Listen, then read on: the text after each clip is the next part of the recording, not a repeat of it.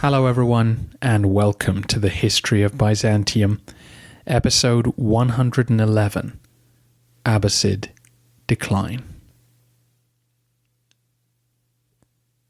This is the first episode of our End of the Century series, and we'll be looking at developments within the Caliphate during the 9th century. And there's a very good reason why we're beginning in the East for a change.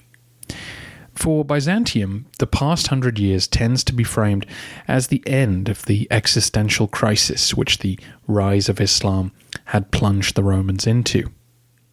We saw iconoclasm finally put to bed, and since the sack of Amorium in 838, no existence-threatening attacks have taken place. The major reason for this was the decline of the Abbasid Caliphate. For once, it really is that simple. From 650 AD to 850 AD, the biggest fear of the Byzantines was that they would be crushed and conquered by their much larger and more powerful neighbour. The sack of Amorium was yet another humiliating reverse in a war which seemed to have no end. Much to their surprise, then, the Byzantines found across the next few decades that the ferocity of Islamic attacks diminished significantly. The forces crossing the border were smaller and easier to deal with. Slowly, cautiously, the Romans began to send their forces out to test the enemy. And what they found was that the soldiers of Baghdad were not coming back to Anatolia. They didn't know if this was going to last, but for now it meant that there was no chance of being crushed and conquered. There wasn't even much chance of the Arabs reaching western Anatolia. The dynamics of the relationship had changed. And today's episode answers the question, why? Let's start with the headlines. Our narrative ended in 912 AD with the death of Leo the Wise. On that same day in the east, the Abbasid Caliphate was already much diminished. No longer was it the largest empire in the history of the planet. Instead, it was a central army and administration struggling to control its hinterlands. And by 945, it will all be over. Baghdad will be captured by an Iranian army, and no longer will the caliphs have authority over the Muslim world. Yeah, you heard that right.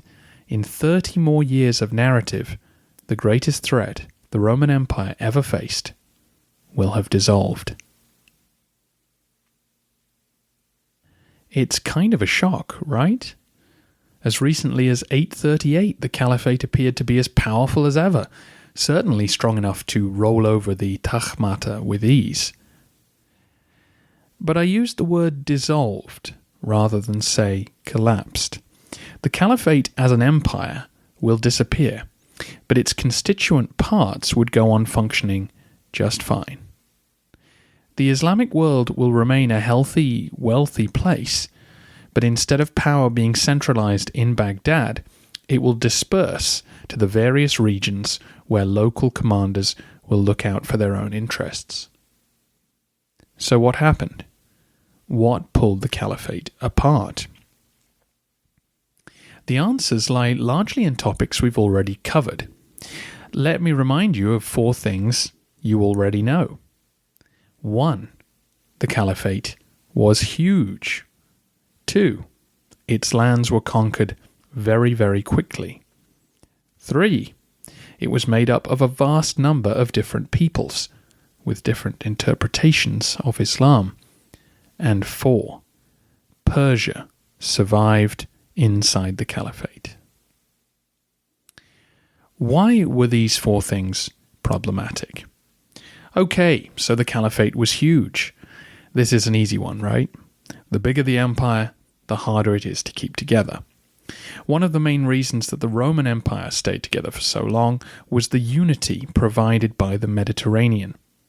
travel and communication by sea was far quicker and cheaper than land. Abbasid couriers, by contrast, had to lope across thousands of miles of mountains and deserts. Already last century we saw Spain slip from the Abbasid orbit, and during the 9th century those centrifugal forces gathered pace. Future Morocco would part company with their masters around 800, Tunisian Africa would follow suit in the 820s. Egypt would break away in the 860s, as would eastern Iran, Khorasan, as that area was called, and by the 880s, Armenia and Azerbaijan were operating independently too. In part, these breakaways are a reflection of the fact that the Caliphate came together very, very quickly. As I mentioned in previous episodes, the speed of the Arab conquests allowed the early caliphs to take a relaxed attitude to taxation. They had wealth beyond anything they could imagine, and volunteers for military service were everywhere. So the fact that they weren't receiving all the tax revenue they were owed wasn't a big worry. Over time, though, it became a problem. One of the enduring struggles of the Caliphate was getting the provinces to send tax revenue to the center. Islam was born in an egalitarian spirit, and there were always those who felt money should be shared evenly. The magnificence of the court of Baghdad only encouraged those who felt taxation was merely funding sinful opulence, while regional elites often felt estranged from a government that was hundreds of miles away and didn't reflect their concerns. The Abbasids were swept to power by the army of Khorasan, who resented the Syrian elites taking their cash. But of course, once they were in power, the Abbasid caliphs had to send word back to eastern Iran saying, now you must pay tax to our new Iraqi elite, which was not what they'd fought for.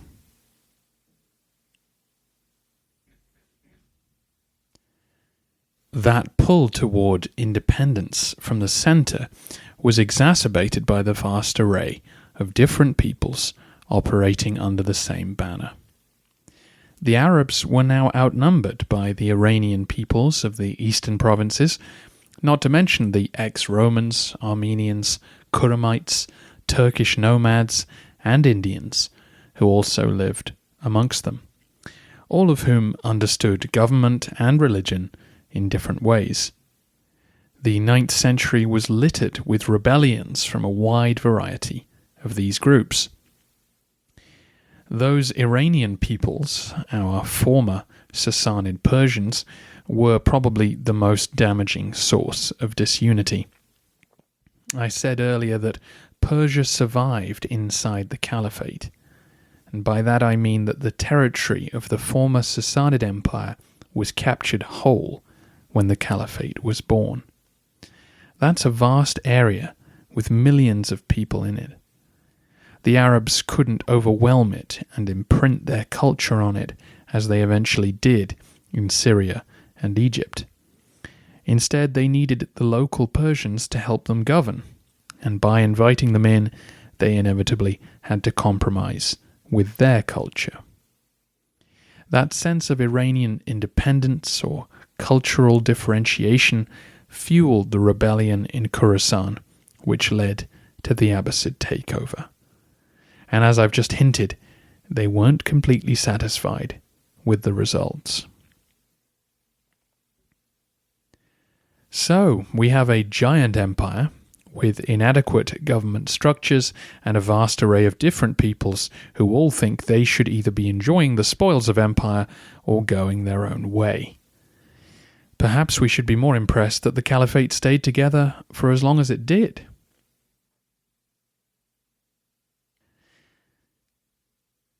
As you may recall, this cocktail of problems led to the rise of the Abbasids in 750. The army of Khorasan was stirred into action by resentment of the Arabs of Syria.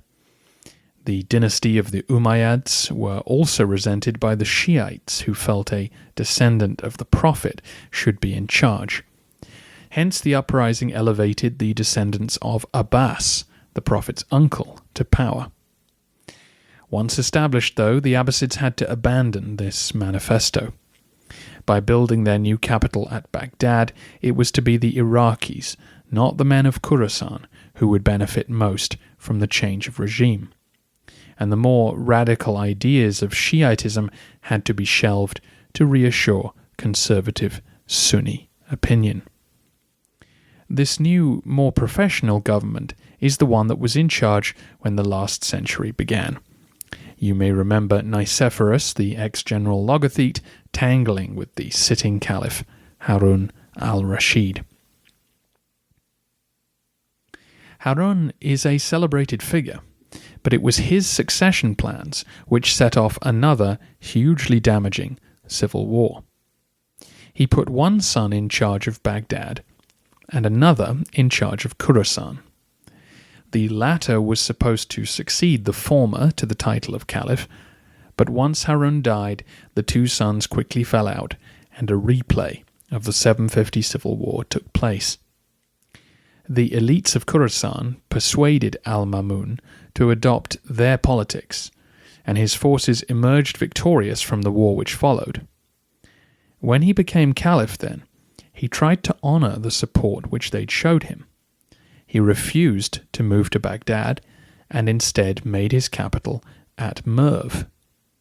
He also announced that a descendant of Ali, Muhammad's son-in-law, would succeed him in due course. This was the sort of radical program which the original Abbasids had rejected, and though it was popular in Khorasan, the rest of the Caliphate went into revolt. And not in support of some other candidate, but into regional factions. The people of Baghdad shut their doors to al-Mamun. The Arabs of Syria rallied around their own leader, Nasser. Egypt fell into a three-way dispute, including the group of Spanish exiles who would soon capture Crete.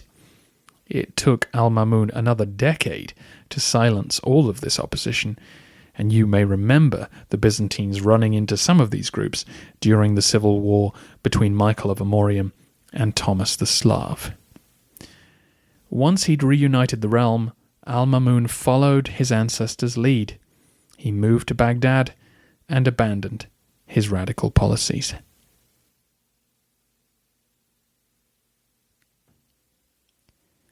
During that civil war, it had become clear that the resentments of Arabs towards Khorasanis and vice versa made it very difficult to recruit native armies to run the empire.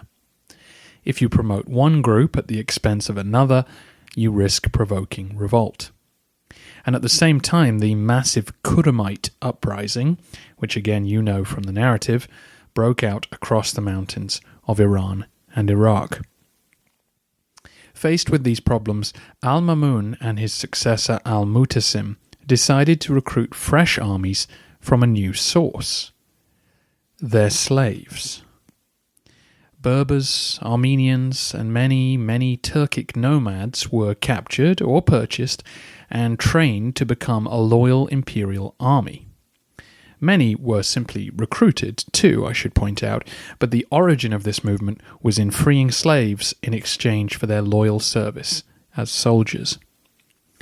The Turk horse archers were the most effective troops in this new force, and we saw their frightening power in the narrative when al-Mutasim swept through Anatolia and sacked Amorium. Having crushed the Khurramites as well, it seemed like the Caliphate was back to enjoying its superpower status as 840 rolled around. Al-Mutasim built a new capital, 80 miles north of Baghdad, at Samarra, where he and his new army could live. In part, this was a practical move.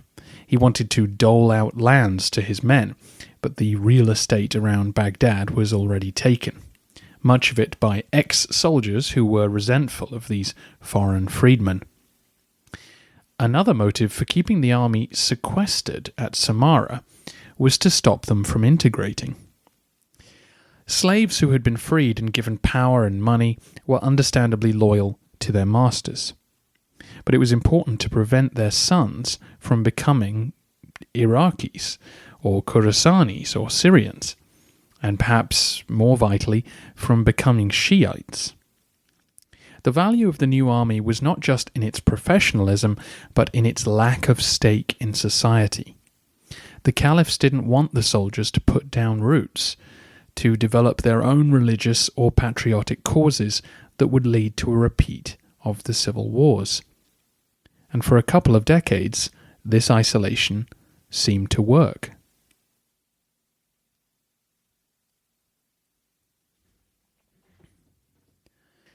But Al-Mutasim had unwittingly created a trap for his successors. The Caliph had wanted an army that was loyal to him alone, and he got it. But these men had nowhere to go when they lost favour. They didn't have homes to return to. Some of them didn't fully understand Islam or speak Arabic. They didn't need to, living in the cloistered world of Samarra. But as you know, when regimes change, people get fired.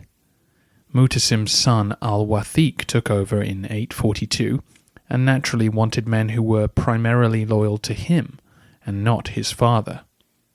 He managed the transition successfully, but already the struggle for government and army positions was becoming vicious. Men knew that to lose their job was to lose everything. Their generals were under huge pressure because they had to deliver pay and privilege to their soldiers or risk being replaced.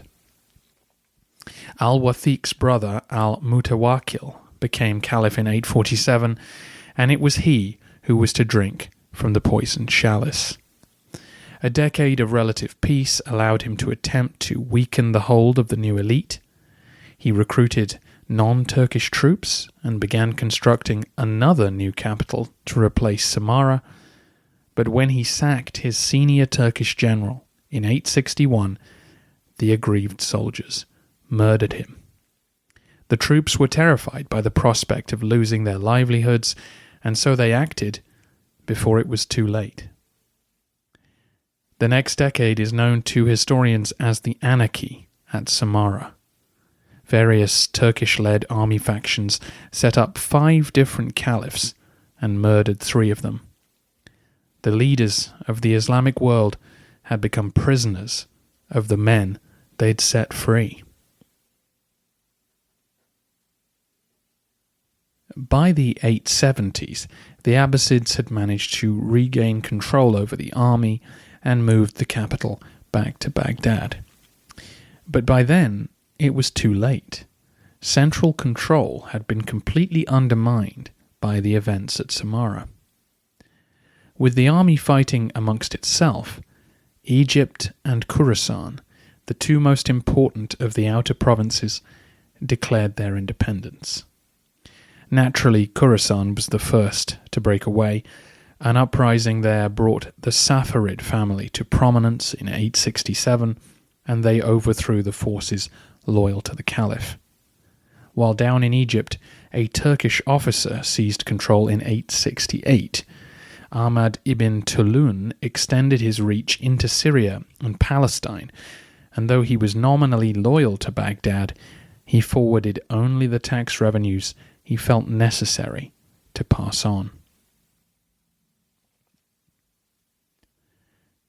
The weakening of central control was aided greatly by the increase in conversions to Islam. Down in Egypt, for example, the early Arab conquerors lived in a sea of Christians who they occasionally feared might overwhelm them. Good relations with the capital was important in case help was needed. But by the 860s, a strong elite of Arabized and Islamicized Egyptians were available to staff and arm an independent regime. Back in Iraq, a huge slave uprising further crippled the caliph's authority.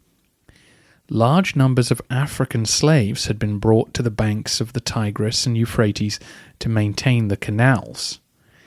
This irrigation system had made Iraq temporarily richer than Egypt. An amazing achievement, but unlike the stability of the Nile, The rivers of Mesopotamia were wild and unpredictable. The system needed hard labor to keep it functioning. The Zanj, as the Africans were known, rebelled in 869, and it took 14 years to subdue them. The guerrilla warfare in the marshes of southern Iraq was slow and brutal. The 880s, 90s, and the first decade of the 10th century saw a brief revival in Abbasid fortunes. They got hold of the army and were able to claw back some territorial control. But they would never rule Khorasan again, and had to fight to prevent an invasion of Iraq. They were constantly struggling with regional opposition, trying to extract enough revenue just to keep their army in the field. And in a development rich with irony, the political division of Syria from Iraq meant that no one had time to police the Bedouin Arabs who lived in the desert in between. Their chiefs began to see potential in this relaxation of authority, so they began raiding the settled populations on either side of the sand. Though in 912 the Abbasids were holding on, the next 30 years will bring nothing but disaster. In 930, those Bedouin tribes who caused so much trouble for Justinian and Khusro will sack Mecca and carry off the Kaaba. And by 945, the Iranian invasion of Iraq will finally succeed, and Baghdad will be captured, ending the line of caliphs who could reasonably claim to be the center of power in the Muslim world. From the point of view of our narrative, this collapse does feel like a surprise. The Caliphate was the giant superpower, and the Byzantines were the ones on the brink not so long ago. But if the expansion of the Caliphate brought disunity, the opposite was true for the Romans. The Monophysite provinces were lost, as were those in Italy and the Balkans whose allegiance was to the papacy. What was left of the Roman state was compact, a collection of Greek-speaking Orthodox Christians who all recognized the indispensable position of Constantinople. By contrast, the Caliphate was pulled apart by its vastness. Next episode, we'll begin to explore what this means practically for the Romans. The Caliphate and its giant armies will soon be a thing of the past, but the smaller states left behind are all militarily active, and many of them are dedicatedly anti-Byzantine. For now, though, I think a couple of analogies are worth bringing up to reflect on the significance of the Caliphate and its decline. An interesting comparison would be with the empire of Alexander the Great. Alexander invaded the giant Achaemenid Persian Empire and conquered it completely. He won 3 major battles, one in Anatolia, one in Cilicia, one in Iraq. And that's all it took to bring down a giant edifice. Then he just kept on marching into Iran and modern Afghanistan and Pakistan. If you ignore North Africa and Arabia, Alexander's empire covered roughly the same dimensions as the Caliphate. And it was won in a similar manner, just 3 shocking routes overturned centuries of tradition. The analogy I'm driving toward is what happened to Alexander's empire after his death. It was divided up between his generals and ended up with the constituent pieces, which made geographical sense, forming into smaller states. Anatolia was its own unit, Egypt had one ruler, and eventually Iran and Iraq would be split apart as well.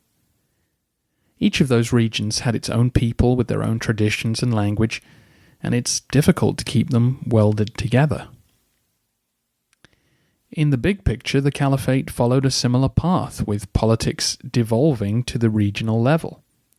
From our grand historical perspective, it's easy to smile and think, not a lot has changed in the last 1100 years. But the major difference between Alexander's experience and that of the Arabs is that Islam was here to stay. Alexander was able to Hellenize the cities of Anatolia, Syria, and Egypt. But beyond that, Iraq, Iran, and so on all shrugged off Greek domination fairly quickly.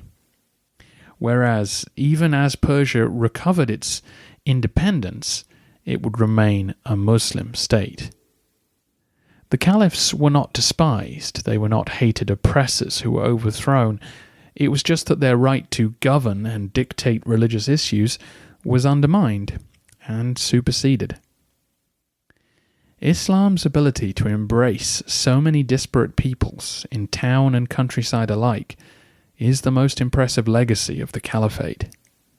In fact, its success is partly responsible for the devolution of power. As I mentioned with the example of Egypt, the early Muslims needed one another, lest they be overwhelmed by their subjects. But 200 years later, local Syrians and Khorasanis were growing up in a Muslim world where Islamic civilization was the concern of the majority. They wanted a piece of the action. They wanted power and wealth in their local government. They couldn't see the need to send all the rewards of their rule onto distant alien regimes. The community of believers was strong enough to survive without a central governing body. To use another analogy then, this breakup was a little bit like the three-way split Rome went into during the crisis of the 3rd century, where the Palmyrian and Gallic empires briefly held sway in east and west respectively.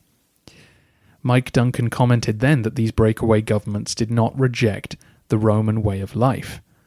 They were simply formed to protect local interests. And such was the case within the Caliphate. The states which emerged all promoted a similar form of government to the one they'd just escaped, often complete with a foreign ex-slave army to protect them from their neighbours. These developments are all vital to understand for the Byzantine story. This is the number one reason that the Romans were able to recover. Without the decline of the Caliphate, the next century of growth would not have been possible. But of course, no one in Constantinople in 912 AD understood that the Caliphate was in real trouble. News of their problems trickled in, but the Romans had been bitten before. They knew better than to assume that this decline was permanent. Besides, the Arabs of Sicily, Crete, Tarsus and Melitene were still raiding annually. It would be a long while before it dawned on anyone that beyond the frontier, something truly momentous had happened. Before I go, I have a couple of things to plug. I was interviewed on the Glenn and Dean show a while ago now. Thank you for your patience. The Glenn and Dean show is a very entertaining talk show style podcast, which you can find on iTunes or at glennanddean.com. And we talked about Byzantium and podcasting and American TV shows, so go check it out and try out some of their other episodes. And for those of you interested in historical board games, go look at the Kickstarter for Swords and Sails, a game based in the year 1000 with enough attention to detail and complexity to tickle any gamer's sweet spot. Not to mention realistic Byzantine coins. Swords and Sails Kickstarter. Go have a look.